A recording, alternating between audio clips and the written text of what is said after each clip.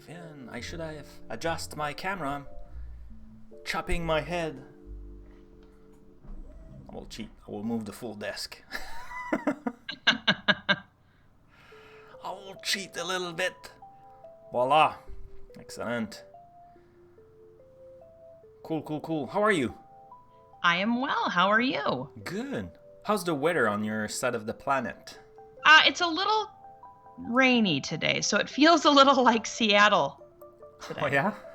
Yeah. What's it like in Toronto? Like I'm in Montreal, but Oh gosh, sorry. I already it's screwed fine. that up. It's very close, right? It's very close. It is, like, depending. It is chilly. I think it was are you Celsius person or Fahrenheit person? No, I'm Fahrenheit, but I do have I can sort of understand it a little bit more now that I've worked with multiple people at Microsoft who don't live in America. It's always been fun. But these days, in the night, we go just flirting with freezing level. Okay. And during the day, it's about 15. So I think it's 50 or 45, 50. Sounds about right. It's very similar here right now. We did have a very warm weekend, so everybody was out and about. The sun was out. The weather was great. It was about 75 degrees Fahrenheit. So a bunch of people were out and about over the weekend. It's probably the last nice weekend we'll get until sometime next year. But we do have those outlier weekends. But in theory, that's the last probably nice weekend we'll get this year. It's true. Like the weekend was nice. Saturday was a little bit warmer because I remember I was working outside a little bit, tried to clean stuff, and I was wearing shorts. But like the sun was out and everything. Yeah. Portugal 22. That's good. Love that. Lucky you in the chat. Our Morals Carbal. Wow. Sorry, I'm killing your name.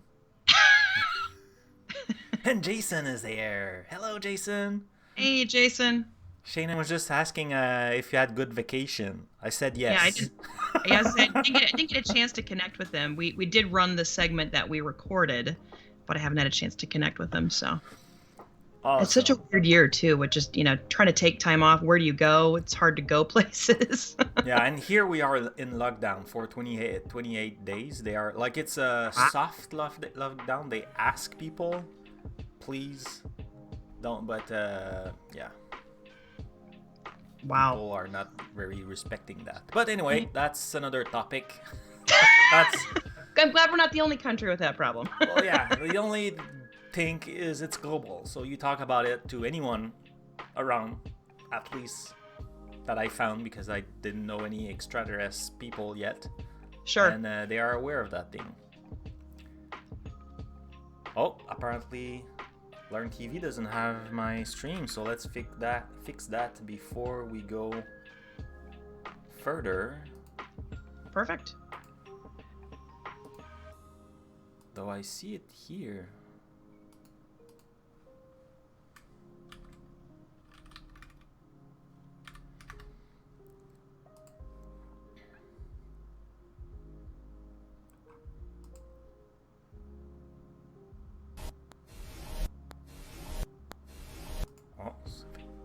Look like effectively.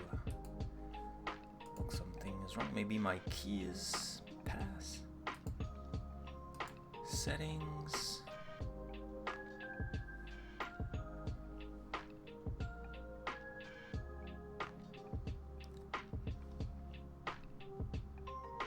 The Learn TV Live is not.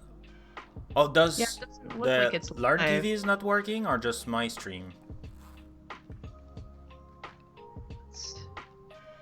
Because my key is good. The key I'm using look good, so there's nothing more really I can do. Well, show must go on, and we can chat with the people on Twitch right now. So okay, that works. We'll go. Okay, let's get started. Bonjour, hi, welcome to the stream, Cloudies.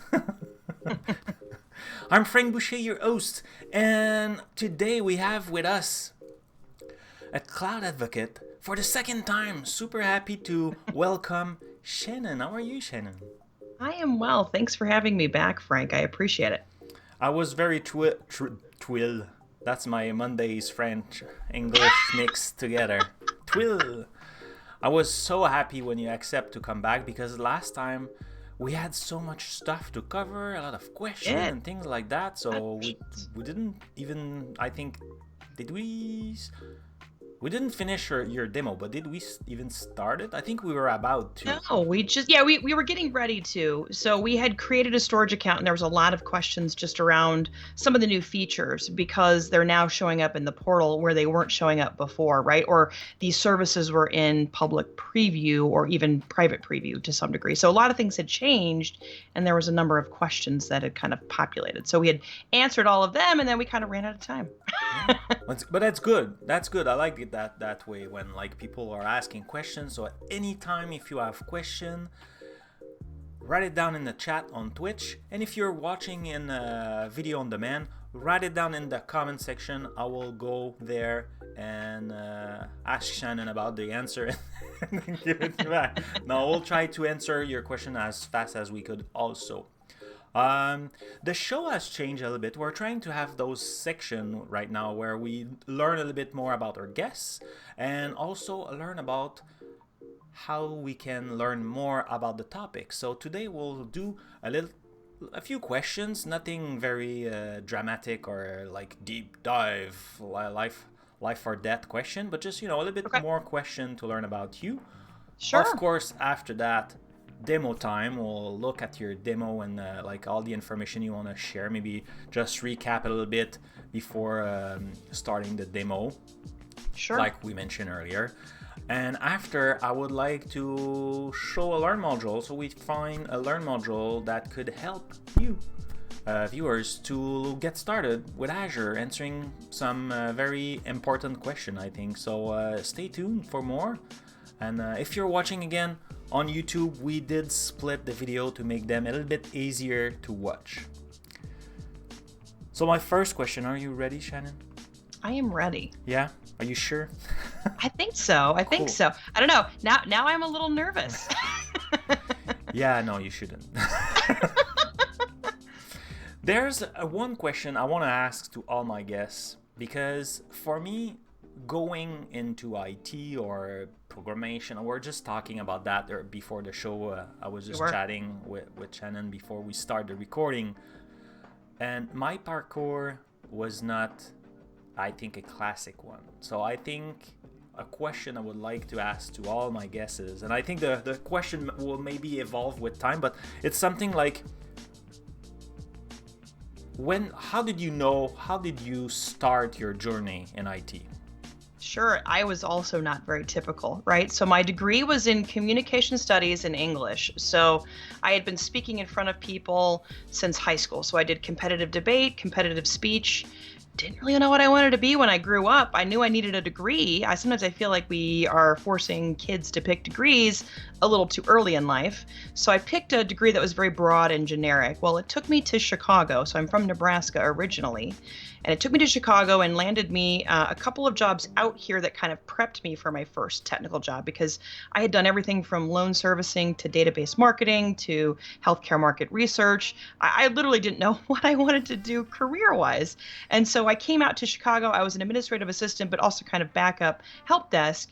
I got hired on by a real estate investment firm out here in Chicago, and they were small. They didn't really have an IT person. So I had come in and, I guess I'd gotten better with technology over the course of time by way of being a DJ. So way back when, I'm a DJ. So yeah, like I actually have records and I know how to spin records. And so my genre I would always spin was a lot of like house. So all different flavors of house, right? So from Chicago house to tech house to electro house, I've got tons of music. And, I challenged myself in college to figure out how to connect everything up to my mixer, because I got tired of my developer friends kind of always pulling my leg, right? They loved that I would call them, how do I make this work? So fast forward, so I'd figured that out, and I really kind of enjoyed that I guess, challenge of sorts.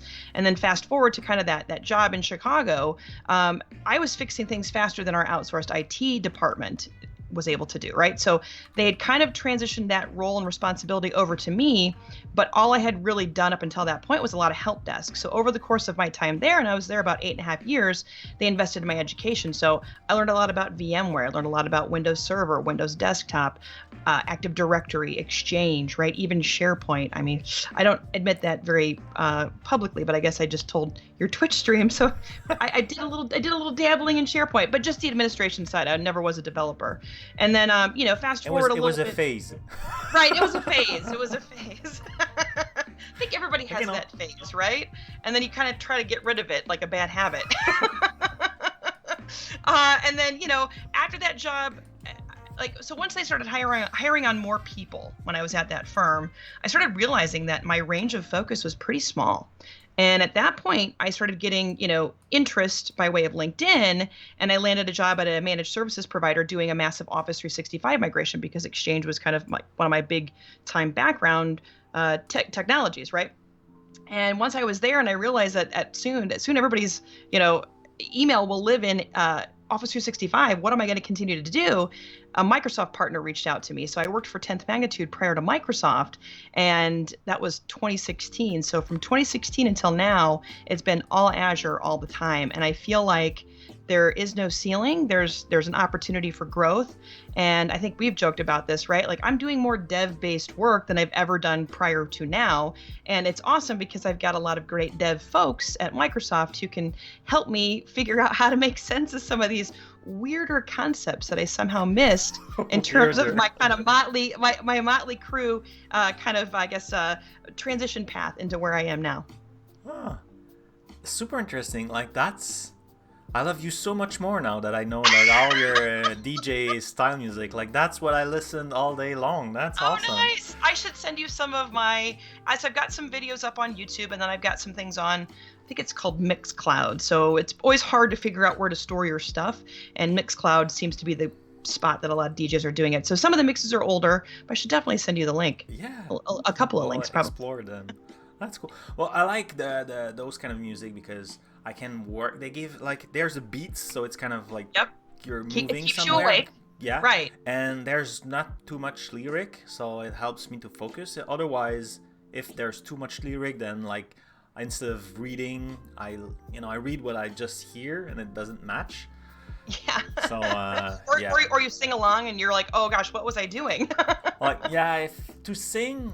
Depends. If it's in English, probably not. But yeah. That was interesting. And we had a bunch of also very interesting starting in the chat. Shadow Buffy was saying start as a booting games. What's a booting games? I don't know what. Do you know what the booting games does? I think you started by You're starting games, building the beginning of a games. I don't know. Maybe. Yeah, it's interesting. So all of a sudden, I got an interesting ad show up in one of my social media platforms. I don't know if it was. I feel like it wasn't LinkedIn because it was almost too cool for LinkedIn. But there's now these shops that are building out training materials so you can build, kind of build up your programming chops so you could build games. And I was like, this is pretty awesome. I should explore this. So I bookmarked it. I haven't had time to go back to it because you know how things. We only have 24 hours in a day. I wish we had another couple of hours. I feel like I could either get more stuff done or be more lazy. I'm not sure. Well, one of the first thing I did to expose exposing it was not LinkedIn. It was a website I had, but I created my. It was a long time ago. I was about to say the date, but I won't say the date. But it was early. Last week. No. The here was not starting by a 2. Oh, there you go. Yeah. So I was messing around with XML, so I did my resume in XML, and then with XSLT, you could sort to see only the jobs or not the jobs a lot because I didn't have a lot of job in computer stuff, but you could sort and see only the things that interest you. Right. With XSLT, it was a lot of fun. Yeah, I always appreciate the atypical path to IT. In fact, I've worked with some engineers at Microsoft who, that's their entire degree, and they always find it fascinating. They somehow found that I love to troubleshoot. I found technology fascinating, and I made a career out of it without, any schooling, right? Now I've gotten certs after the fact, right? So I also feel like going down those paths sort of are similar in the sense, it's not the same, but it's similar to, kind of a collegiate education, right? Because the technologies are changing, so it's a little bit faster to see, kind of how that matures and how to take your skills through the most like kind of current or the latest and greatest related to Azure. Okay. So it was building booting schemes. So it was bots. Oh, very cool. That's cool though. Like for starting. Yeah, I feel like that's something that not many people would have started with. Yeah, I was doing animation. My really first job was building little website and Flash animation. Anyway, okay. Oh, cool. Flash animation. Remember those days? Yeah. Yeah. So you mentioned, I had another question, but since you mentioned that you don't have like scholarship or whatever, so how do you learn? Where do you keep up with the new tech? Where, like, if you want to learn a new tech, how do you do that? Sure. So I find something, right? And so we have subscriptions at Microsoft. So I'll find something either on Pluralsight or O'Reilly if it's interesting, right? If somebody passes it along to me, I'll take it down, I'll look at it, I'll figure out if it makes sense to go through. Like, so when I was trying to wrap my head around development and data structures and things of that sort, I didn't have that formal education. So there's some great training on Pluralsight that kind of helps you fill in those gaps. From their MS Learn is a fantastic resource, and there's so many more modules than there ever has been before. So I love the fact that I can go there, on top of the fact that I'll follow like MVP bloggers because they'll do some interesting stuff with stitching Azure together, maybe explaining it so that, your non-devs can feel like devs, right? So that's another way I kind of stay up to date. And then, just having the network at Microsoft helps too, because, my very first real complicated PowerShell script I wrote was multiple for each loops, right? So prior to I had done for each loops, it's not like I was a stranger to that reality, but it was a for each loop with kind of a single threaded task, right? Changing a mailbox name, right? Or a user principal name, right? Doing something very single threaded. And so when I started playing around with PowerShell and doing more, I'd write like multiple for each loops when I could write one for each loop and have like 5 things show up there. So it's been nice to have these awesome devs that are never like, oh, that's a dumb question, I could never answer that for you. No, they love the fact that I'm eager to learn, and that, I think also it keeps them on their toes, because if you can explain it to somebody who didn't have that as a background, I feel like you're much more valid in the kind of the working world, right? Because you help your customers out, you help a broader community out. So I think those are some of the ways that I've done, I guess, the upskilling over the course of time. So it's, leaning on my network at Microsoft, even the broader community that helps too, plus finding, classes on or courses on Pluralsight, and then MS Learn. Cool. And more to come about MS Learn, since we'll be talking about that later. That's cool. Okay, one more question, looking into my question I had. So what would be the more exciting project that you were involved into? It could be a personal little thing, like,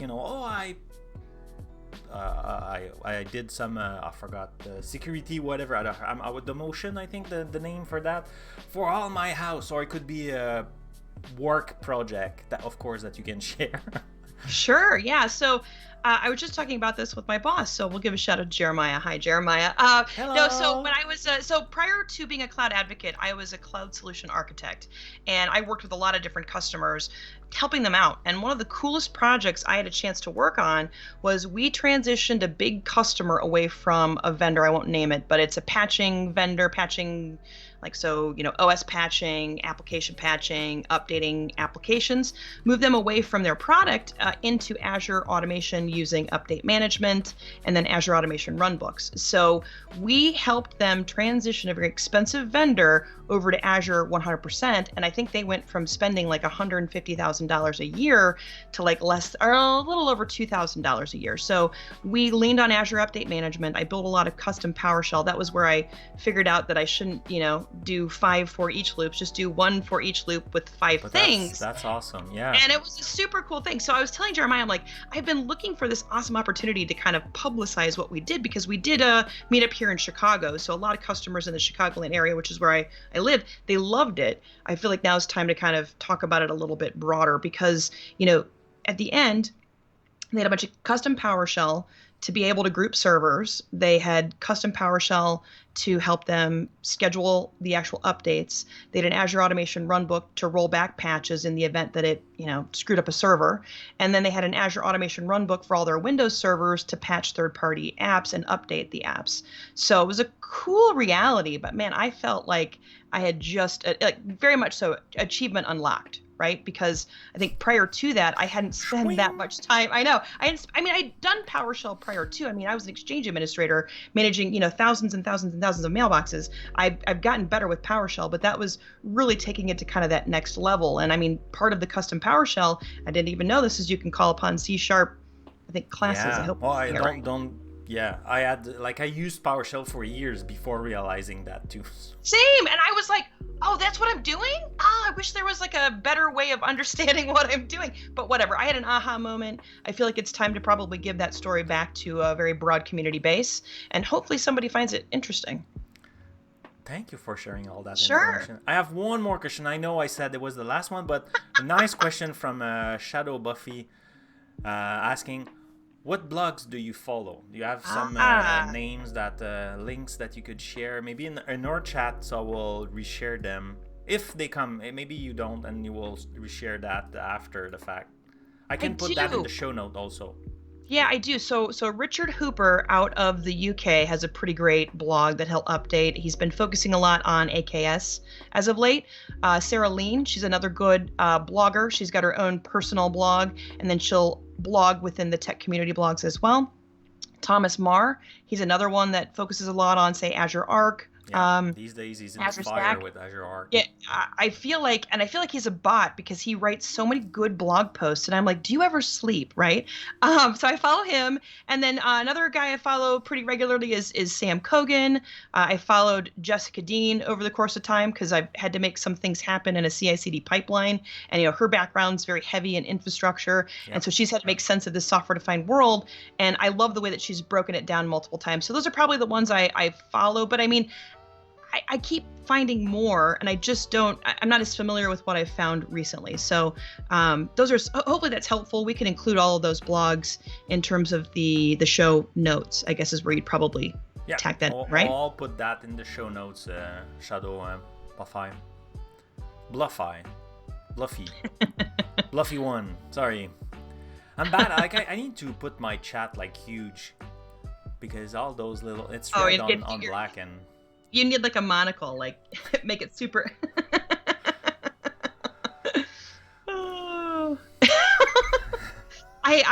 I've done the same thing. I used to make fun of my parents who would always have their font ridiculously big on their phones, and I've been starting to make my font bigger on my phone, and I'm like, oh gosh, this is karma.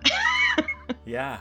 No, it's just that, I have so much stuff that I need to look. And of course, I want to look at the camera and look at you to make sure you're all fine and everything. So I cannot read and spend a lot of time reading. So I just have that on the corner of my eyes.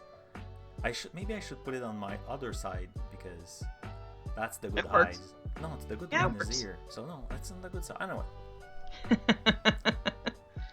Talk for another stream. Yeah, there you go.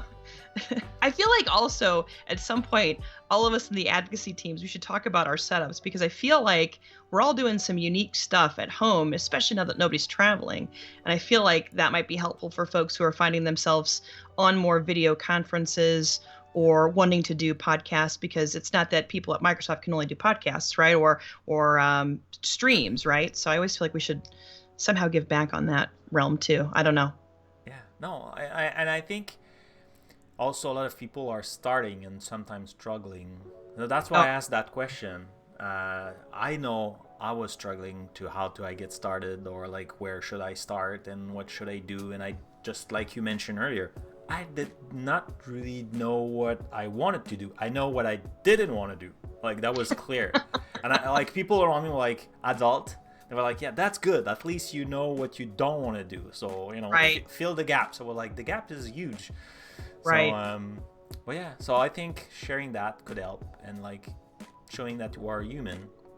Oh yeah, and I think experimentation's key, right? If you're excited to go learn about something in machine learning, there's all these different ways of getting yourself kind of skilled up in that realm. Or if you want to go dig into Kubernetes, or you want to go dig into app services, or you want to get better at Go, right? There's even great stuff on Go and Node.js, right? There's Learn modules on that front now too. So there's some really good stuff out there. It's almost like the sky is the limit. Oh well, no, not the limit. No, yeah, the sky's the limit. I think that's the right way of saying it. There's no ceiling. Sky is not the limit, it's the playground. There you go. I like that. That's actually a better one. I think that's what we should be adopting, because if you think about it, we're already in the cloud, and the cloud is seemingly endless. So there you go. That's the playground. That's kind of, I've keep repeating to my daughter, school is there to teach you how to learn and do brain push-up. Right. Like maths, it's purely brain push-up. Like maths by itself, there's very little chance that it will very be useful in your work directly, I mean. But indirectly, that's crazy. Yeah. So that brains push up and learning how to learn. Yeah. That's what you do, and that's what bring us prepare for your demo right now. Yeah. So I think what I'll do here is I'll first share my screen. So Yes. let me do this. So I'll kind of do a quick backstory into the demo as it stands here.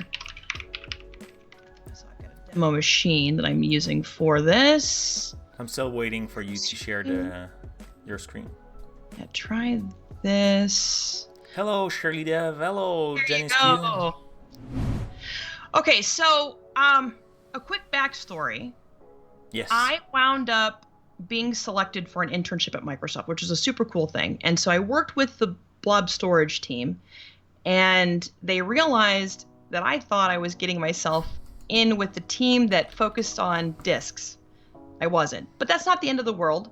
And so I came up with a series of scripts to get me where I needed to be, right? And so I think what I'll start with here is... You'll start by zooming your text, please. Oh! That's me being very, very direct about that's tiny. Maybe control and scroll in the... That's what I just tried, and it didn't do it. Control... Are you on a PC? I am on a PC, yep. Control Shift Plus. Control Shift Plus. No? There we go. It did it. Okay, so hang on. And to go back, it will just be Control minus if you want to go smaller. Control minus. Aha. So how does that look? Good? Yeah, I would prefer bigger, but that's fine. I think chat, let me know if you would like bigger or if that's good enough. I think that's easier to read. I know if you're coding for a long period, that's probably way too big. Right. But when you show code, it's easier, so we could read what it's. Yeah. Agreed. So, when I was doing all of that work with that customer and we were getting them off of their patching provider, I had found this function. It's the cached access token. So it's a bearer token script, and you have to be logged into Microsoft before it works, right? And this is important when you're authenticating and doing things against the Azure Service Fabric. So you're creating a storage account, you're moving files around, you are, building out Azure Automation runbooks. This becomes, I joke a lot, this is like the poor man's version. Like technically what you probably should be doing is a service principal, but a lot of times you're just trying to figure out if something works. So this, and I could put this in the chat here because I really like this a lot. You just have to be logged in for this to work. So this is the quick PowerShell script, right? And so what we'll do is we can run this real quick here. You cannot put it in the Twitch chat because it's a URL. Put it in in our call chat, and I will paste it for you. Sure. I didn't even know that. Well, I'm glad you are here helping. Well, since it's a Microsoft channel, some things are moderated automatically, and URL is one of them. So you need to be a moderator. Gotcha. Okay, so here is, makes sense. So this is a great one to take a look at, right? And I think a lot of devs who are familiar with PowerShell like this function. So I'll run it real quick here and I'll show what happens, right? Oh, I know. I'm gonna say, yeah, I was gonna say you might know him. So I know him. He's my friend.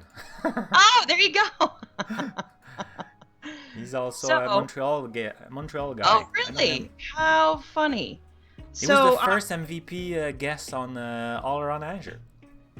Oh, really? Yeah. You'll have to tell him. Yeah, sure. Oh, I didn't spell it right. I was like, why won't this tab? I'll definitely ping him and tease him after the stream. Yeah, tell him that this has been a lifesaver for me to figure out how to interact with REST APIs. So when I run this, you'll get the awesome bearer token, and I will now minimize it because, well, actually, I'll just do this. I'll clear it out. But you'll see that the bearer token hits off of the fact that I'm already logged in, and I'm logged into remote PowerShell. So when I was working with the storage team, they didn't want me to use PowerShell to try and create a storage account at first, right? Because I think that's pretty straightforward, and I'll showcase a script that creates a storage account. They wanted me to try and interact with the REST API directly. Well, it turns out you can do it, but it's not a super straightforward reality, and it took me a little bit here to kind of get this working. So I just ran the bearer token as the variable, and then we have to prepare our header, which needs that bearer token, and then it needs to be the content type of application whack JSON. Then you have to formulate the body, right? And so here I'm calling out the SKU, and we had talked about this, and I can showcase this. I've got a slide that might be a good one to showcase as we kind of end this this section of sorts, right? And then you specify the kind, and we talked about this in the last stream. So there's a handful of kinds here, and I call them out in the script up here, right? So storage v2 is the newest storage account. In fact, it's what's getting all of the new feature sets. So the idea is anything that's built from here on forward should probably be storage v2. I think right now you might still need to build out a regular storage account for your ASR replication logs, right? I think that might be another one that requires the old format. I know at some point they will be getting over here to storage v2. We can tie it to East US, and then you plug in your tags. You're converting all this to JSON, and then this is the actual REST API call itself, right? So if you look at it, it's a pretty long call. And seriously, the just pipe converted to JSON? It did for me. Oh, cool. I didn't know that. Yeah, I would say it did for me. And so from there, I was able to then plug that into the REST API call. Yeah. And it's been a bit since I've looked at this, but I did run through everything prior to our call today. But yeah, so I was just shocked at the level of code. And maybe what I do here is I go over here to the create storage account just as a reference, right? It's much smaller. I'm like, oh, I get it. This is why you want to lean on an SDK, or this is why you want to lean on PowerShell or the AZ CLI or an ARM template, right? The idea here is, it's clearer, more succinct. It's not squirrely. You don't have to lean on a bearer token. Yep. So let's do this. And then I put in, some keys here. I thought this would be relevant to the, and I also love good food, right? But and it shows up. It's good stuff. So let's see. I think I can run this whole thing. And what I will do here is I will run the selection and I will move this up, and we get this storage account. So it didn't take that long to run it, right? Mm-hmm. But I think the amount of time that it took for me to figure out the right way to formulate this, that was just a mind-numbing sort of reality. So prior to, SDKs, it really gave me a feel for what developers had to go through, right? When they had to form those, I think it was the SOAP calls and, REST API without leaning on any sort of tooling. Like, you can make it all work. It was just super squirrely. So if we go over here into, this is the resource group. Hopefully, there it is. There's the storage account. And you see the tags are down there. It's storage v2. It's geo-redundant, right? But I mean, just the reality here is looking at that raw API going, oh gosh. And then if someone want to change a name or change something, then now they need to kind of understand that code to see what they need to change and everything. Right. And it was one of those things where it opened up my mind to what came prior. So it was a great kind of history lesson of sorts, right? Yeah. So then I was like, well, this is super awesome. And then, if we were to run this, we declare these variables. Oops. And I think let's see. So we'll run the selection. I already have the resource group created. So we can run this. So much less code, and it's going to kick out the storage account at the end here. A couple of hops. So when you go get coffee. No, I'm kidding. It shouldn't take too long, and then it should actually spit out the well, it should spit it out. Every once in a while, I love how the demo gods aren't super. There we go. Shan storage 7. So it takes a little bit of time here to show up in the portal, but I don't know, this was just a cool reality of going through this whole notion here, right? So formulating the API call, right? So the API call for storage account creation is just the management.azure.com subscriptions. Then you formulate the subscription ID, pass in the resource group, make sure that you're looking at the right provider, storage accounts, plug in the storage account name. This is one of the API versions, and kind of plugging it all together like that. Oh, and also Phil Snabel mentioned, when you do concatenation like that of information and stuff like that, was the slash was included, not? Should I put it there? What if there's already one? Correct. Yep. And that caused a lot of squirreliness when I was trying to make this work. So I kept, what I kept doing was I kept rerunning the actual variables, what actually got stored and why wouldn't this work.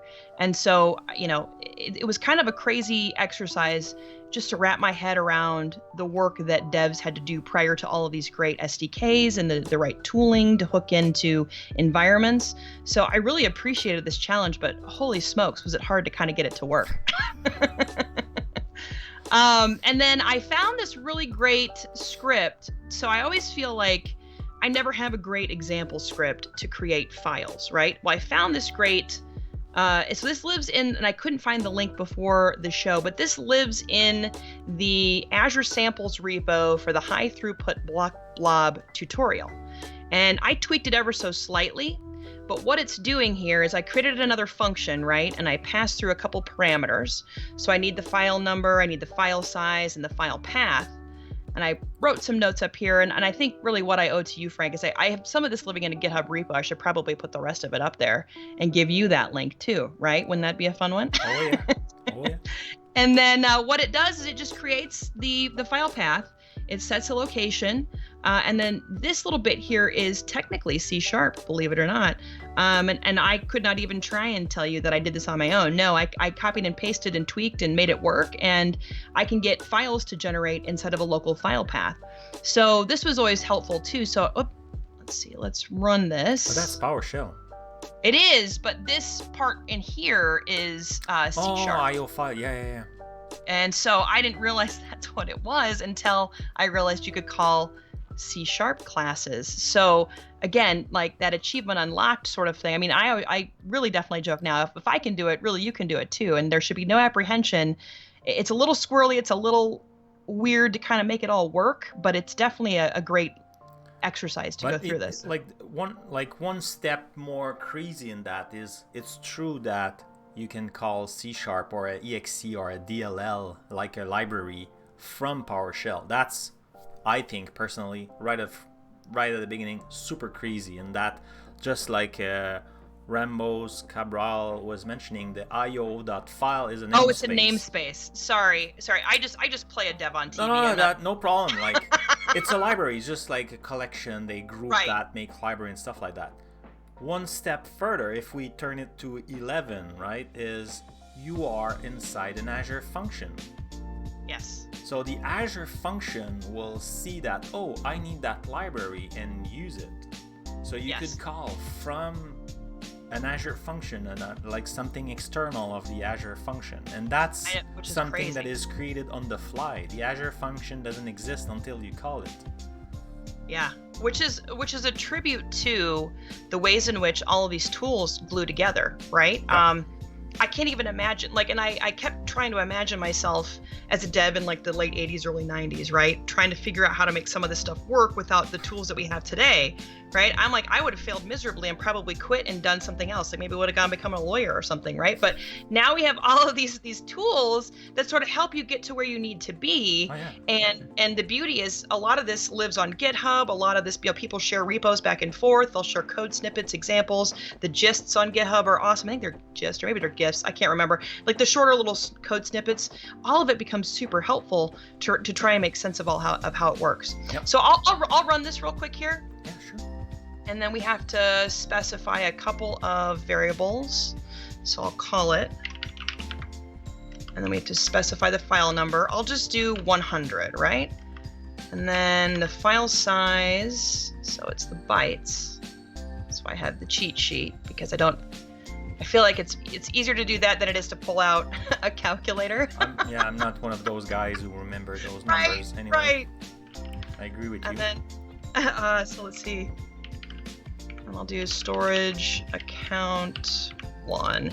Now, I've noticed the way that this is written, I need to put that in there as well.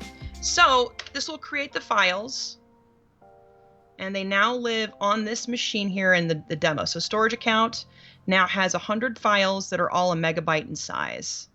So this was super helpful just to create a bunch of local files, right? And I can even run through it, I guess, one more time, right? Okay, you create it. And then, I fat fingered it. That's what I always said, fat fingered. I used to do sysadmin work, so it's one of those things where, let's fill my buffer. Let's just. Oh, my bad. Earlier I thought the function was an Azure function. It's just a function. No, it's just a regular function. Yeah. But I think you can do the same thing. Yeah. That's why I like the param and like the because you said it was like in the GitHub, and I thought that was like an older GitHub, and that was the one of the nomenclature. Is it nomenclature in English? Whatever. Like how to declare an Azure function. Right. Like an Azure function will be very similar to that, and like you could do that also. Yeah. So the actual this comes from the high throughput block blob. There is a .NET executable that is in that tutorial, and what you run through is so you build out a server in Azure and you run a PowerShell script on that server, and it does more than what this script does here, but this is the meat and potatoes of it. So I kind of applauded myself a little bit in the sense that I wasn't a dev and I could kind of figure out what to tweak and pull out and massage and make it be what I wanted it to be. So I was like, yeah, maybe I am kind of a dev. But yeah, so this just creates a bunch of local files. And then I wanted to showcase like what a raw upload using the API directly looks like, right? So the actual headers involved without leaning on like a shared access signature key is a little wonky. So I thought this might be a good opportunity to showcase how to generate like a SAS token, right? So so what I'll do here is, so I gotta get a couple of these. Let's go back here. Let's get Shan Storage 99. So I was playing around with these. So we'll change this to 99, and then I will go into Azure Storage Explorer. So this is always one I like a lot. I blame my background. I'm a server admin, so we love GUIs. Maybe we shouldn't, but we do. So I don't know if folks are familiar with this tool, but I kind of think of it like Windows Explorer for blobs specifically. So, you can take a look at what you've got here. Obviously, I play around with storage a lot, so I have a bunch of different storage accounts. Let's go in here to Shan Storage 99. The way this works is you've got an opportunity to take a look at blob containers, file shares, queues, and tables. So it's a really quick way of seeing what lives in the storage account. Right now, I don't have any blob containers, so let's create a blob container, and we'll call it unstructured files, because I believe that's what I have in my script. Let me double check. It is. Perfect. Then we'll just leave it there. Now, what I want to create next is, I want to do it down here. I want to create a shared access signature. And I just want to be able to read and to write. Doesn't have to be a full day. I'll keep it today. I'll make it be 2 hours from now. So it'll be local time, right? And I'm, in Chicago. You can always change it to UTC, or you can adjust this as it seems. When I was playing around with this a number of weeks back, it doesn't like about the 5 to 10 minute mark. So that's why I was like, look, I'll keep it at about 2 hours. This should work just fine. And what this does is it allows this call into this storage account access to this specific container without needing to authenticate. So when devs are building things and they aren't necessarily logging in with a username and a password, you can think about leaning on a shared access signature or a SAS token to be able to have an app drop files in, store data, etc.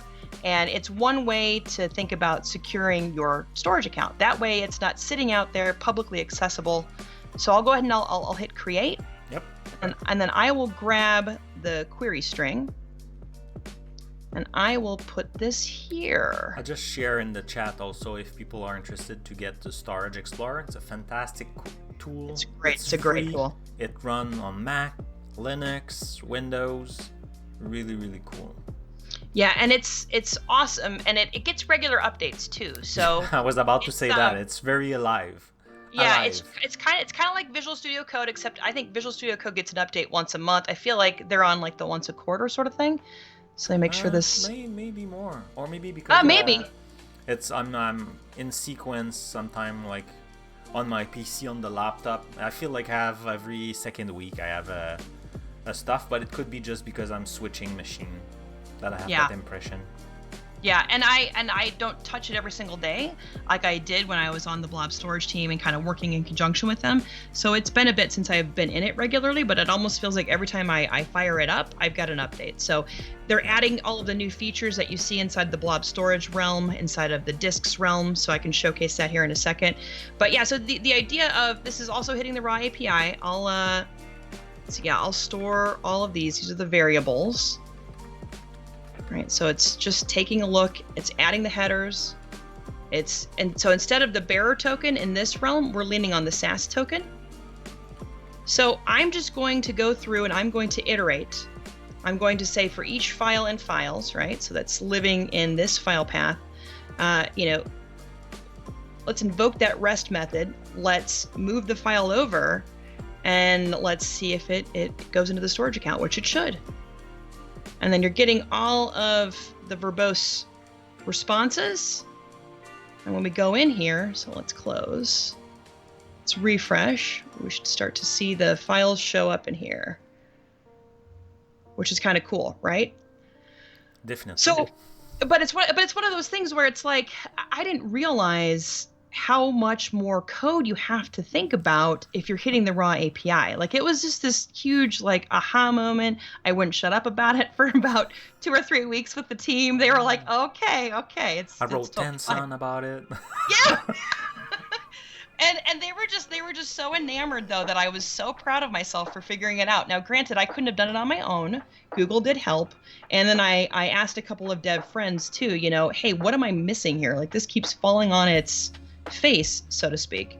But yeah, so that was kind of a cool reality related to me struggling through it, making sense of it, and this is kind of like I said, the SAS token's a little easier for this raw upload example. Without it, the actual headers are pretty complex. So anybody who's ever played around with the .NET SDK, you're familiar with the ways in which you have to formulate that call. I did the .NET code.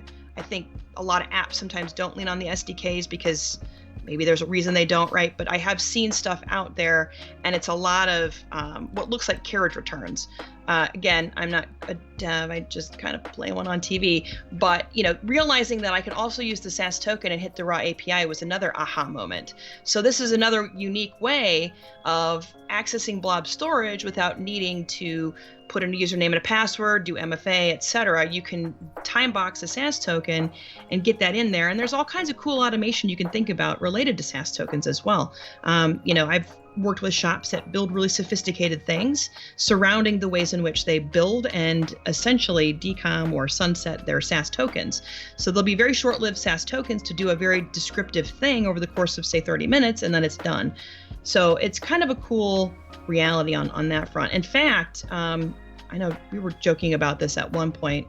Maybe what I do here is I create a quick blob container. I'll call it pics, right? So let me do this. I believe, no, I have to change it here. That's right. So we'll change the public access level to public access for containers and blobs. And then I'll upload a quick picture. So I'll pick one of my cat pictures. I'll do the human I request assistance. We'll upload it. Takes a second here.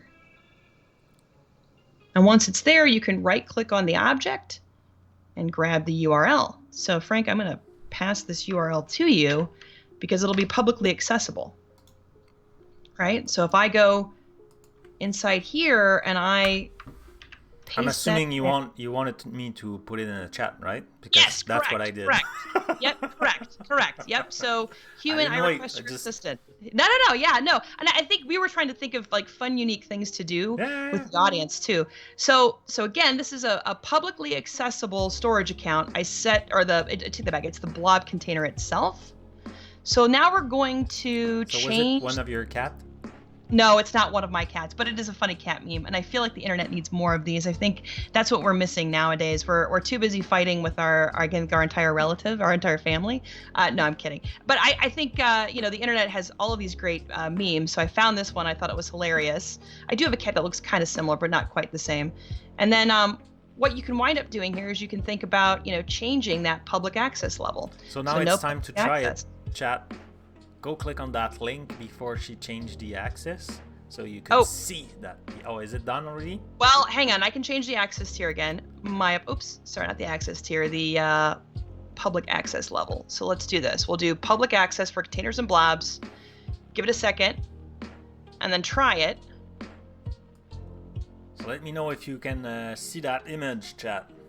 Yeah, and it'll just be this one right here, the human I request your assistance. Yeah, I can see it on my side. Okay, perfect. And then this is a way to think about, visually seeing how you plug in a SaaS token, right? So I just generated it before, and I can generate it again. So we're going to change the access level. We're going to move it to no public access. This way you could store whatever you needed to, right? But if you needed to get a shared access signature on this file specifically, you can do it. I only need read in this instance. And I'm going to choose today. I'm going to choose 2 hours from now. Read only. Let's hit create. Now the full URI is the way you access it in this scenario. Frank, I will send this to you that way. Yeah. So now by just pasting the previous URL, it's not working anymore. Oh no! I see resource not found. I moved it too fast. I'll leave this up. This will be up for a while. It was working. We had responses in the chat that it was working, and then now it's locked. So I'm assuming it will only work with that new URL. With the SaaS token. Yep. Yeah. So grab the full URI. So everything question mark on. That's the SaaS token itself. Yep. Essentially, that declares the permission, that declares how long it's valid. So if you access that 4 hours from now, you won't see that file anymore. But if you access that for the next 2 hours, you'll be able to see the hilarious cat asking for human assistance. Yeah, so it's pretty cool because now if I try to hit directly the URL without the token, I got the, what's the message? Resource not found message. Yeah. And if I click with the token, it works. So that's pretty cool because now very easily, without any programmation, right? You just open the UI and just you did it using that tool. Like when you want to share stuff to a colleague, to someone, you could use that. Yeah. And give person, hey, I leave you, for a day or half a day or a few hours, you can pick that file or whatever. And after that, lock automatically so you don't forget those somewhere and like. Correct. And there's interesting automation that can be done around the shared access signature as well. I always like to rush it and then I trip over my words.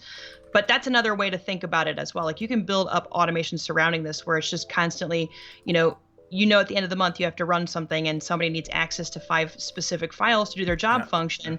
You could build up automation that deposits those files into a storage account, creates a shared access signature, and then you share that with said person. It's valid for an hour or 2 hours or however long you determine is the right thing. That can all be done with code too, right? So I've worked with some customers that have some interesting workflows. This adds a lot of different unique, I guess, security controls if you're thinking about it on that front. And you can like my actual script itself showcases, you can use that SAS token and hit the raw API directly. You could also use that SAS token and copy the URI over to somebody that you know and trust, somebody you work with, right? This is really key though. You don't want this to be around for forever because it's like unauthenticated access into a specific solution, right? That's why you always want to time box these anytime you give these out.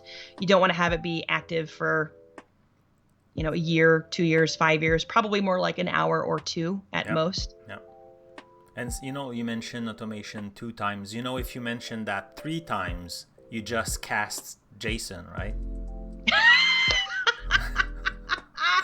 So does he appear in this Twitch stream? He should. He should, huh? He shows up like a genie. I'm not prepared for that though, but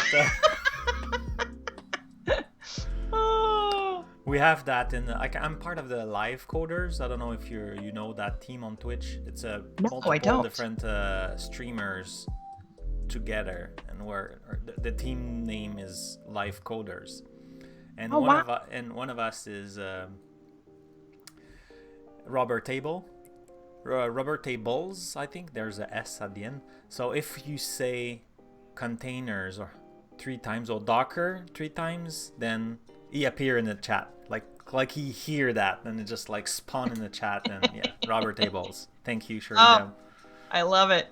Yeah, so a lot of time when we are in a stream and you're struggling with containers, you say container, and like boom, you show up. He shows up. Automation, you get Jason Hand. That sounds hilarious. I feel like that should be one of our takeaways from this. Like when we retweet this stream, we'll type in automation, and then we'll tag Jason and he'll be like, hey guys, Jason leave. Is there. Yeah. He's gonna be like, leave me out of your nerdiness, all right? I'm trying to work. Right? Let's see. So we did get a question. So let's see. So can you kill the SAS token earlier? Oh yeah, there you go. Add it to your do list. So I think it's certainly Dev, right? So could I kill it off? You can always kill off. Well, no, actually, now that I think about it, I think it's live and valid for however long you specify. So if you create a mistake, you were targeting an hour, but then like you did a really bad calculation and it's 1 month. You cannot delete it before? I'm assuming yes. Maybe not with the UI.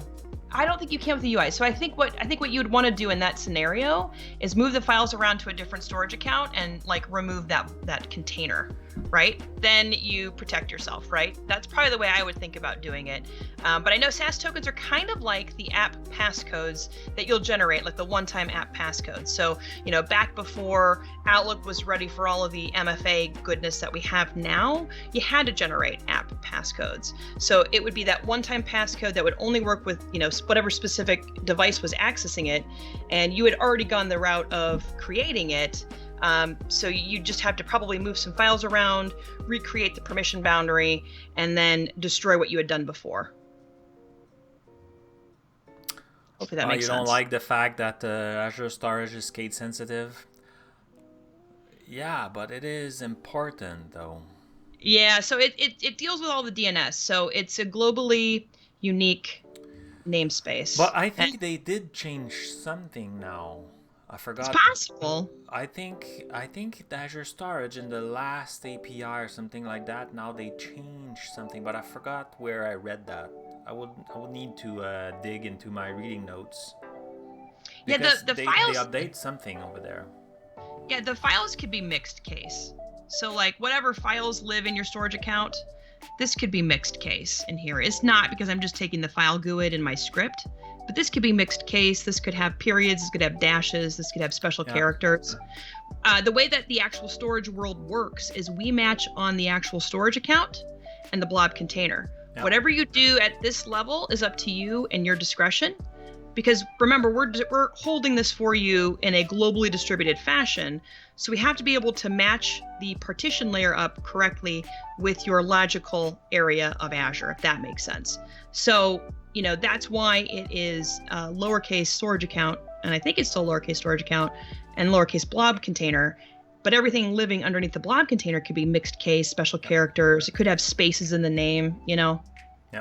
Historically, the storage account was lowercase, no dashes, like very limited, and like minimum and maximum was like, it was one of the more restricted name in Azure. Yeah. But I think they lose that recently, but don't take my word for it. But I know you can do dashes now. I don't know if you can do periods because if you think about that will mix up with the URL. Yeah, it'll mix the URI, right? But I know you can add dashes in there. I'm not sure about special characters, but yeah, that's just one of the known things of Azure, right? Same thing in, I think Cosmos DB is another one that you have to have a globally unique name and has to trickle on through and be unique to that specific thing. Yeah. We've got a handful of those services. But I mean, if you think about it, you could do camel case everywhere. You could do mixed case on everything else. Your VMs could have uppercase, lowercase. I think there's a lot more flexibility, but I think, some of these more restrictive naming conventions are just something you have to get, used to, right? But I've worked with customers who've built out automation and accounted for it. So I know it's all codable, and it just depends upon what your naming convention is like related to the company you're working for. Yep. Shannon, we have about 30 minutes left. I want you to finish your demo, but I also want to display the Learn module. Well, so I think this is I've got all kinds of interesting stuff that I learned with storage. So if you want, we could table the rest of the demo and come back to it, because I do think the Learn module is pretty awesome because it's a great primer for data structures and how to think about storing data. Yeah. So we could end it here, because I think if we get started, we'll chew through the next 30 minutes in no time. Yeah. Cool. So let me do this. Are you going to share your screen, Frank? Nope. I'm sharing my screen? Yep. For the Learn module, hang on. Let me minimize all this. There's my delightful cat. Let's see here. Sorry. I had it up, didn't I? Well, since you knew already that module, I thought, Well, hang on. I thought I had it up. I must not have. All right, so let me... Frank, do you have it handy? Do you want to just pass it to me in the chat real quick here? Yep, I will do that in a... Okay, I could Google search it, but then we're losing seconds or two here. I thought I had it up. Novice move.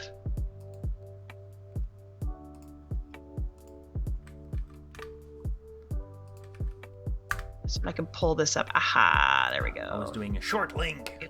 No. I like that. That's good. That's good. Okay, so I don't know how you go through this, Frank. So you're going to have to... Is this screen size? Can everybody see that? Put your screen at least at 125%. There we go. Yeah. Sometimes I like to go way too big, but that's me. But like 100, like if you do anything with Channel 9 and they do a lot of videos and things like that, they will ask you to go at 125. Ah, well, that's good to know. I'm still very new in this role. I haven't been in it that long. Yeah, when you are in full HD, so 920 by 1080. Sure. This at 125, that's kind of their classic view. Okay. But I like to go like way big when I want to expose a section, but that's good. Like I share also the link in the chat, so people, they could open it in a second screen if they want to walk through that. Do you want to introduce Learn, or you want me to do it? Well, I don't know how you do it. I know how I would do it, in the sense that, so MS Learn's been around for a couple of years now. I want to say 2, but I might have that wrong. I think I was at Microsoft when it launched. So I came to Microsoft in early 2018. And it's a fast way to feel more confident about each of the Azure services. There's different learning paths, there's certification paths, and they're all consumable in a very fast fashion. So you don't have to sit through 6 hours of streamed video content, right? So there's ways in which you think about learning, especially as an adult, because we learn very differently as we age. You want to learn the meat and potatoes as fast as possible because we don't have enough time. And Learn is a fantastic way to supplement what you know and get better at certain Azure services. I think of it like taking you to that 101, 201, maybe even 301 level, so you can kind of then launch off and do what you need to do related to Azure. But I mean, this one specifically focuses on the data storage approach in Azure. Well, now in Learn, there's plenty of different scenario. There's module, that's one we will do today. Mm-hmm. And those are grouped in learning path, right? Also. Right. Yeah. So this one, I forget what it's. It could be part of multiple learning paths. I think Since it's storage, it will be involved in many different learning paths. And what's cool about learning paths is, let's say you're thinking about having a certification. The one I talked a lot in many different videos and stuff is the Azure 900 or Azure Fundamental. It covers a lot of different things, topics and stuff. So having a learning path, it guides you through something and help you to get all the information you need for a specific certification. So that's very cool. And it's gamified, so you're not logged in, Shannon. Oh, it's totally fine. Like, you're not cool. You did it. Yeah, we can log in. Now everybody knows my email account at Microsoft. Cool. So it's gamified, so that's cool. Like, you will accumulate points as you're doing different module. You'll have more and more points. And that's pretty cool. I like it. There's no rush. Like, we'll see. Like, there's parts when you do a module where they ask you, hey, try to kind of validate what you have learned, because you could do next and just accumulate points if you want. But when you arrive at those sections, you should be honest and try to answer. If you don't answer correctly, what I like is they will say, oh, the correct answer were those, and they explain the why. So, like, even if you do mistake, you learn, because they will tell you what was the good answer and why. Yeah. So and look, I haven't done much in this profile. I think it's tied to my other live ID, but I'll leave it at my Microsoft. You could merge them if you want. Like, it's very easy if you go in your profile. But then, like, it's also cool to do that. I know I did a lot of module, but like, I'm not that high. Like, at some point during the previous year holidays, I think there were some kind of competition inside the Cloud Advocate to do a little bit more. Yeah, I think that was right before I came, because I remember they were talking about like who were the hot outperformers, right? I think they had listed however many had done all of them, or some had 80% of them, or some did all of them. That's just crazy. I did some of them just to learn how they were done. Try to, like, I was thinking about maybe write one, and I was like, okay, I should do some to see how the patterns. Anyway, I don't want to take too much time talking about that. I would like spending time about this. So let's see. I think when I log in, I lose the start button, don't I? Jason mentioned the name, so it was Aaron and Sonia who did that's all of them. right. Yes. I knew Aaron, and I know someone else also, but I forgot her name. Yeah, and I think I've actually done this Learn module, so that's why it's all showing up with check marks, and I can't start it, right? So how do you do this? Do you want me to read through this? Do you want me to... I don't think we should. I didn't do a lot of Learn module on this particular, it's the second one, in fact. I did that on my own personal channel in French, and I was not reading it, sorry. My granola bar is still kind of dried my mouth. Your light lunch. Yeah, my super lunch, like. What I do is, like, what I was doing is giving some gotcha or information. For example, in this page, I would say it's cool because they give you some kind of context. Yes.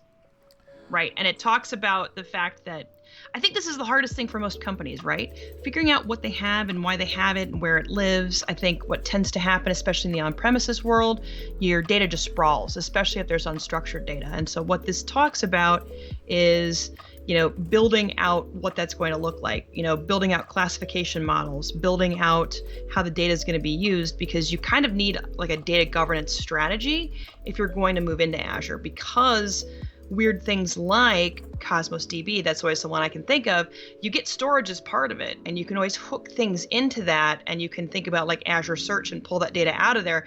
So you kind of need to know where that data lives, right? Because you can back up your Cosmos DB, but what if somebody pulled all that data out into Azure Search? Do you have something that sort of guides what users of that solution can do? Yeah. So this really encourages folks to kind of realize you probably need some sort of structure in terms of, figuring out where everything lives, figuring out if it's structured, semi-structured, or unstructured. So structured is just, SQL, right? Relational database. Semi-structured would be something like Cosmos DB, maybe a JSON-esque type table structure. Unstructured would just be like photos, like my cat picture would be an unstructured data type. So that's kind of where this intro starts. Yeah. No, there's a little video of Rick, I think. Oh, it's on next page. I think it's on the next page. Yeah. Yeah, the one thing I'm not sure of is if this will travel through, because I'm already keyed into a demo machine of mine. No, I can try it. I don't think it's a good idea to play the video, but so in that video, it's about 10 minutes, I think. Oh, yeah, that's right. It's longer. And he's mostly saying what you're saying, or there's different type of data, how they work, like what's their pros and cons, and identifying those kind of data. And that's also that page where they talk about structured data. Like usually you find it there. It's kind of what we used to do back in the day, more structured data like a database or SQL kind of thing. It's still very relevant, but these days it's more scenario focused, like we will use this.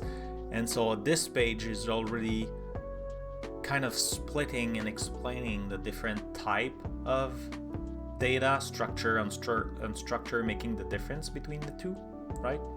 Yep. So and after then that, it's unstructured, semi-structured for like JSON, XML, YAML. I really like that little video. Is funny. I think the graphic art inside of it. Yeah, it's pretty great. It's definitely something, when you get time, go through it, right? So the folks that are tuning in, I think all these videos are fantastic, and they're very quick sound bites as to understanding what you're going up against. Because I think, the hardest thing anymore is people don't have time to go through that collegiate background, right? Where you learn about all the different data structures. But I think we've all been in IT, or we're starting in on IT, so we're kind of familiar with relational data. We might be not as familiar with JSON, YAML, or XML, but when you come down here to the, this is the kind of like talking about the common formats of JSON versus XML, right? So JSON, this is why you would call it semi-structured. It looks somewhat relational. So Cosmos DB is technically considered a unstructured database, right? So it loves JSON files like this. You can also think about structuring your YAML somewhat similar in that.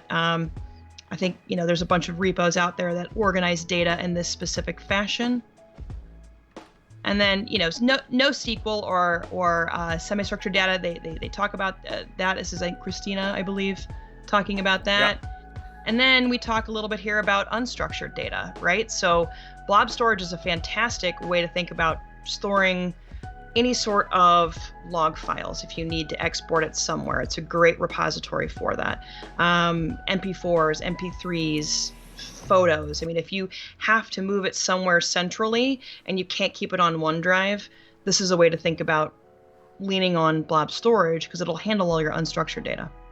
Yeah, I did that a lot of time also when I want to share, and that's why I was using that example of a SAS token. Sometimes I just want to share a bunch of pictures with friends, or like a file because we're working on something, and it's not something I want public, so that's why it's not on GitHub, or it's not worth creating a private GitHub and giving access and everything. So having that with the SAS token, that's pretty cool, because now I have a time window where I can share that information. Correct. Or yeah. it could be that the app is sharing information for a short period of time. So that's also very cool. Yeah, I think it's a really interesting way of thinking about how to protect your data, how to share it, right? And I think it's one of those things, showing it. Sorry, we didn't get, I think some people had missed going to it when it was live, but the SAS token with the URI, that'll be up for the next 2 hours. So I think folks now can realize how easy it is. Everyone got it. It was Shuri that had a problem with his router, I think, but he got it after. Oh, okay. All right. I thought maybe some people had some problems with it, but okay, well, that's good. That's good. So, this kind of comes down here and gives you some scenarios, right? It walks you through product catalog data, walks you through photos and videos. And I really like that approach because I think in real life situation, thinking like sometimes it's part of your optimization process, because picking the good storage type for your project, would it be we're building it, or would it be I want to optimize, it's already there, and like now you want to break it down and stuff. Having the good storage is one of the key to really have it's a low-hanging fruit, right? In optimization or cost optimization will help a lot. And I like that approach where they say, like if you have this type of data, or like if you're thinking about doing this type of query on your data, you should go this type of data structure, classification, data classification. Right. And I think matching it to examples also helps, right? So I think, folks have been around in this technical world, regardless if you're in IT yet or you've been in IT for a while. I think we've all seen something like product catalog data. We've all seen something like photos and videos, business data, right? So I think we've been exposed to this one way or another in our myriad of different experiences in this life that we live. So I think, having it be that guide really solidifies the learning objectives for this specific unit. I think that's what they're calling these little mini sections of the module. Yeah. So we can check our knowledge. Do you do this, Frank? Do you check knowledge? We can. Okay. Usually I don't, but let's try it. We could try it. Maybe we could even ask the audience. Okay. What they think. Yeah, we could do that. So could you then make it even bigger? Sure. Maybe because it's smaller in my screen. I don't have you full screen, so I could see the chat and different tools around. I can do that. I can do that. So that's good. So a JSON file, what would it be an example of in terms of the type of data? So she mentioned it. You can type your answer in the chat. Should I do mine? Do we need like the Jeopardy theme song? There's a delay, so it's always hard when we ask questions like that. It's true. I didn't even think about that. I would say semi-structured. Yeah, I would go like that too. So Codwood Sean mentioned that. Shirley Dev say he fall asleep. Why, I'm not surprised, Shirley Dev. Let's see. So then a video is an example of what type of data? So if we're looking at question 2. Yeah, and that was mentioned in the video also by Christina. You know that? So I know this. Yeah, excellent. Yep. I think it's unstructured. Correct, and we can even check our answers. Da-da-da! Congratulations. Yay. So can you put something red? Can you put structure? Let's say just to show like. Oh yeah, sure. So hang on. I want to hit continue. I'll do Oh, can I not do it? Oh man. Okay. That's okay. That's fine. But like, see now they explain why unstructured was the good answer. That was the thing I want to explain. Yeah. So if you pick a different answer and it's not right, it'll be red and it'll tell you what you selected is. It won't give you the answer, but it's supposed to clue you into why it's wrong. Yeah, exactly. So let's see how we're doing. Cool. I really like that. That's pretty cool. Yeah. So then let's see. We can go here to determine operational needs. So this is where you get into things like latency, operations, right? Are you doing simple lookups? Do you need to query the database? How quickly do you need the operations to complete, right? Then we walk through the example in the previous unit the product catalog data, right?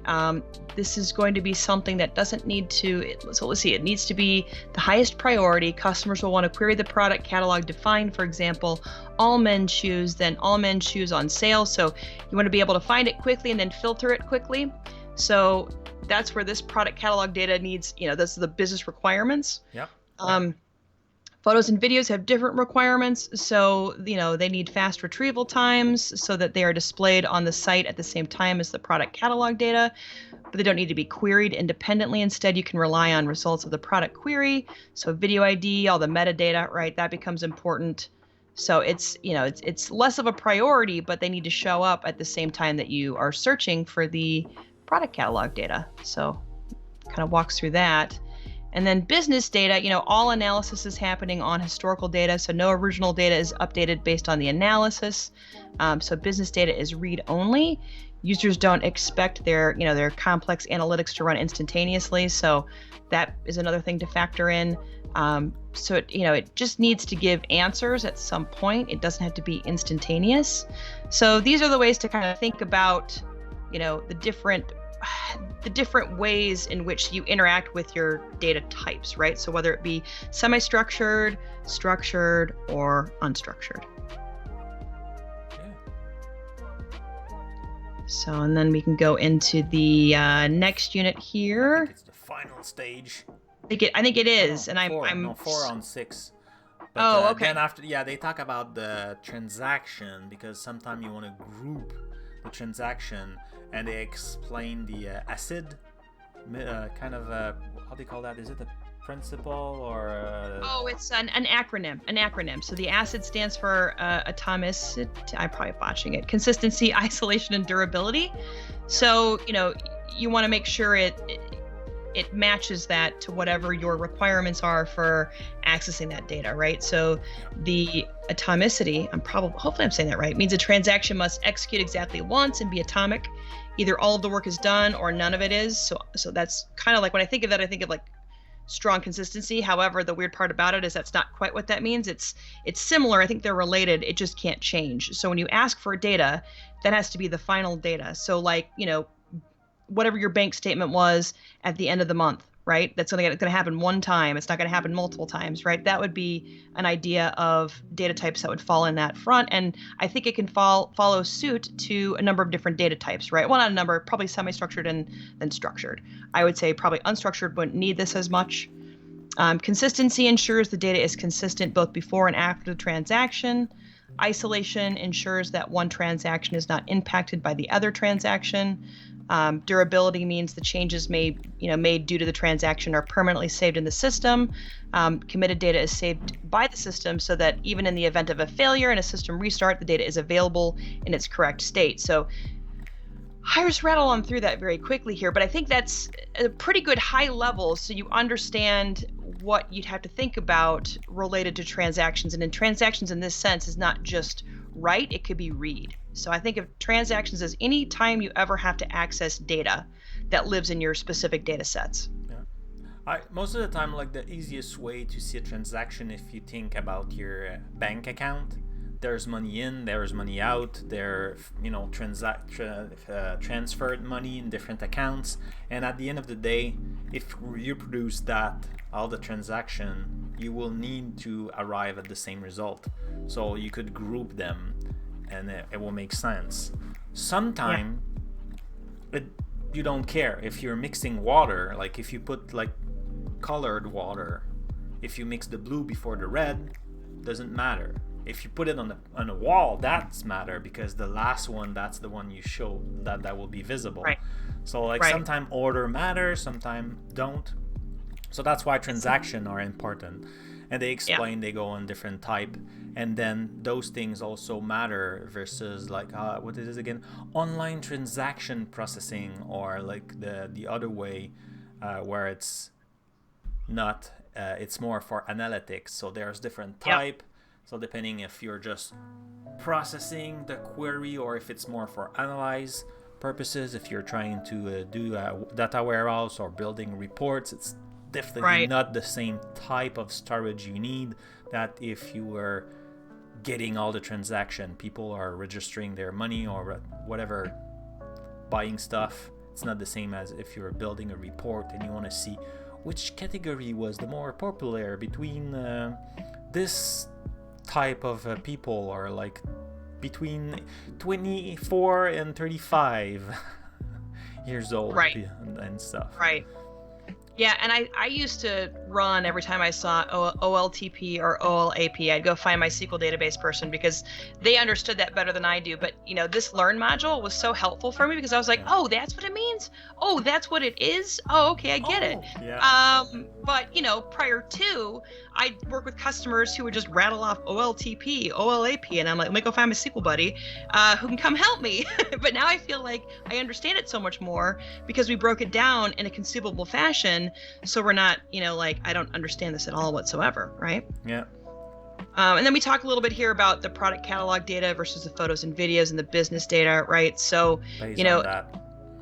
I think, it really hits home how the data inside each of these three scenarios are going to work, right? And it opens up your mind to the idea of how to think about structuring data within your own company, within your own business, within your own life. Let's be honest. I think, we just continue to build files, pictures, music, video, it just keeps growing and growing, right? So you can think about ways to automate, keep control of your data wherever it exists, OneDrive, locally at home, etc., right? Yeah. Oh, you know what? Should we check our knowledge? No, How are we doing? Let's leave some suspense for Okay, people to do it. So I just want to share again in the chat the link. Oh, and you know what? I was so excited to do the Learn module that I had prepared a new transition and I completely forgot. Oh no! Let me play it, okay? So watch your screen so you could see my hard work for that transition, okay? That's it. Oh my gosh, I love it. I love it. Do you get extra credit points for that? I feel like you should. That's a pretty awesome transition. It's a nice one, huh? I'm gonna have to come and learn how to do transitions on OBS because I get it better now, but I'm still at the intermediate level. So I've got to get to that next level. So I'm gonna go find you. I'm gonna put some time on your schedule, your busy schedule, and be like, teach me how to do transitions, Frank. Yeah, transition. No, I had a lot of fun. That's the little luggage that you see if you go at the home page of Learn documentation. Learn. Microsoft okay. Learn. Okay. It's where you put all your stickers and badges and stuff. They had those luggage, so I make the luggage pass through the screen, but they go pretty fast because I didn't want the animation to be too long. Got it. Okay. Yeah. Very cool. And that's brought us again to the end of that stream, Shannon. It was so fast. The time flies with you. It went by very fast. Yeah, time flies when you're having fun, Frank, right? Yep. Time flies when your head's in the cloud. In Azure, specifically. And my head is always in the cloud. So. Where people can find you if they have questions. Obviously, there's the Twitter that is just above your head in the screen. Correct. That's one way, and then LinkedIn. And I will announce this. I am hopefully going to be standing up a blog soon. So it's not stood up yet. I've been tooling around with Hugo and tooling around with Jekyll. I think I like Hugo better, and I think that's the one I'm going to run with. It is, but it was a process because you follow all these tutorials and you get kind of stuck in this weird area. I like Hugo the best, but it took me a bit to get there. So hopefully that goes up this week. I've got some time this week to get that up there. And my hope would be then that becomes another spot to kind of follow and, I guess hopefully learn from me because I feel like I've learned a lot and I feel like I stumble a lot, but that's what we all are doing now. We'll have you a third time on the show so you can share your story about how did you build a Hugo blog and deploy it and maintain it. I should because I want to do a nice big blog post for it because I feel like folks out there that have built the tutorials, they haven't done a bad job. I'm just not a front-end dev. I don't know JavaScript. I don't know different CSS. Point of view. Exactly. And so I got it finally to work, and I think it would be a fun one to do. Just let me know what your schedule looks like, but I'd be happy to walk through it. Yeah, awesome. So thank you again, Shannon, for spending all that time with us, all that knowledge. I hope, chat, you liked the episode. Thank you for all of you to be with us today. It was very appreciated. I had a lot of fun. And I don't do that at every stream, but today I would like to raid someone. So I don't know if you're familiar with that, Shannon. Raiding means when, with all the viewers, we go watch another streamer. Okay. So today I have Cloud Advocate Eric, or Eric, I should say it in English. He's talking about Rust, GStreamer, and Docker. Cool. So Eric is really deep involved in the Docker stuff. So I say let's go see what he's doing. So I'm just entering here my little raid command. And we shall go raid. So send him some love, and I will see you later this week, everybody. Bye-bye. Thanks for tuning in.